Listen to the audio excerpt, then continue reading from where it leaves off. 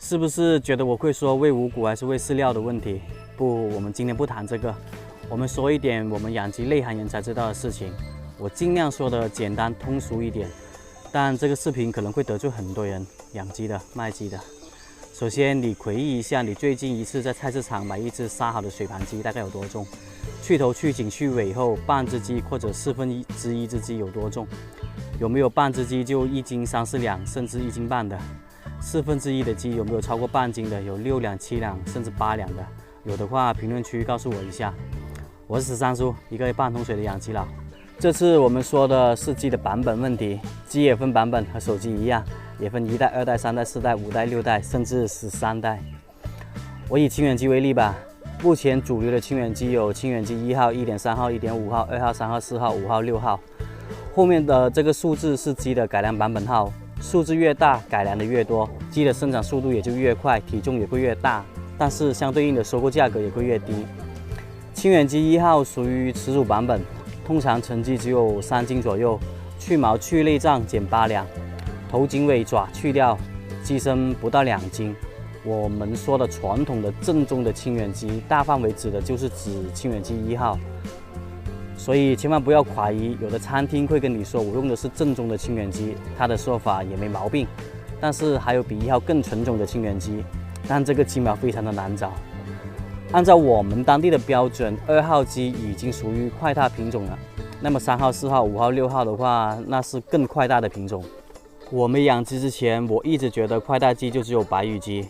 养鸡之后，我才发现，其实快大鸡已经涉及到我们现在市场上常见的各个品种。当然，速度跟体重都没有快大白羽鸡那么夸张，它们的价格也不一样。以我的土鸡1号为例，我的土1卖的时候上车是6块8一斤，同期的土2它只有5块8到6块2一斤，土3那就更便宜了。那我想请问一下，如果你是菜市场卖鸡的，你会选择进货价高的还是低的呢？反正都是清远鸡嘛，我不跟你说后面的版本，你也不知道怎么一回事，又跟你玩了一次文字游戏罢了。这也是为什么你在菜市场买只鸡回去，无论做白切鸡也好，盐焗鸡也好，打鸡包也好，都发现不太好吃。其实它的根本原因并不是喂饲料或者喂五谷的问题，而是你买的版本应该是属于快大版本的。你有没有发现，在广东好吃的烧腊店铺或者是酒楼饭店，做白切鸡或者盐焗鸡、豉油鸡的鸡，要比你在菜市场买的杀好的鸡要小很多。同样是清远鸡，清远鸡3号跟清远鸡1号吃起来的口感完全是不一样的。但快要分两头，哪怕是2号鸡跟3号鸡，你把它们养到180天也会变得好吃。但我们本地没有人会这么做。一是因为体重太大了，无论你养了多少天，说到体重，人们普遍认为这就是快大鸡。2是因为投入产出比不太划算。3是因为数字越大，它的抵抗力越差，抗病能力也越差，养的时间越长，风险也越大。我的太和乌鸡就是改良的幼崽品种，到目前为止它的死亡率是最高的。当然，我也见过其他地方用土2来做放养鸡的，这个只能说是每个地方的情况不一样，没有对错之分。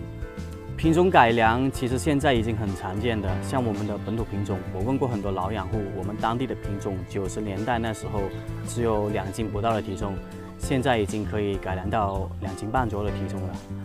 快大鸡没有错，只能说每一个版本的鸡，它针对的市场不一样，包括白羽鸡。如果没有白羽鸡的话，你又怎么能有那么多的炸鸡排、烤鸡翅呢？我是13叔，养鸡我是半桶水的，关注我，看我怎么把这桶水装满。